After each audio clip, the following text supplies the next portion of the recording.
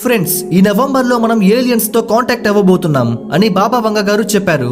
ఈమె ఏం చెప్పిందంటే 2025 నవంబర్ లో మనుషులు అనదర్ ప్లానెట్స్ లో ఉన్న ఏలియన్స్ తో కలుస్తారని. It's just a prediction. అయితే విషయం ఏంటంటే గంటకి 2,10,000 కిలోమీటర్ల వేగంతో ఒక ఆబ్జెక్ట్ మన భూమి వైపుకి దూసుకు వస్తుంది. దీని weight 33 billion tons and 5.6 kilometres diameter తో ఉంది.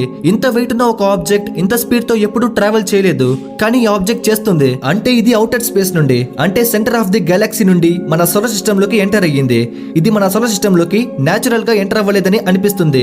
ఇది చూడటానికి ఒక కంట్రోల్డ్ అన్వాంటెడ్ స్పేస్ క్రాఫ్ట్ లా ఉంది. దీని పాత్ చూసుకుంటే మన సోలార్ సిస్టమ్ ని గాలించడానికి వచ్చిన ఒక డిటెక్టివ్ లా అనిపిస్తుంది. ఇది వేనస్, మార్స్, ఎర్త్, జూపిటర్ కి చాలా క్లోజ్ గా వెళ్తుంది.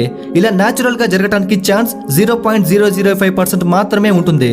కానీ కావాలనే ఈ ఆబ్జెక్ట్ ఇలా ఈ 4 ప్లానెట్స్ కి క్లోజ్ గా వెళ్తుందని హార్వర్డ్ యూనివర్సిటీ సైంటిస్టులు చెప్తున్నారు. ఈ ఆబ్జెక్ట్ నవంబర్ లో మన ఎర్త్ కి క్లోజ్ గా వస్తుంది. ఏ సోలార్ సిస్టమ్ లో అయినా సరే ఫస్ట్ 4 ప్లానెట్స్ లో లైఫ్ ఉండడానికి ఉండే ఛాన్స్ ఉంటుంది. ఆ 4 ప్లానెట్స్ హాబిటబుల్ జోన్ లో ఉంటాయి కాబట్టి ఏలియన్స్ ఆబ్జెక్ట్ ని కావాలని మనకి క్లోజ్ గా పంపించి మన గురించి ఇన్ఫర్మేషన్ ని తెలుసుకోవచ్చని సైంటిస్టులు చెబుతున్నారు.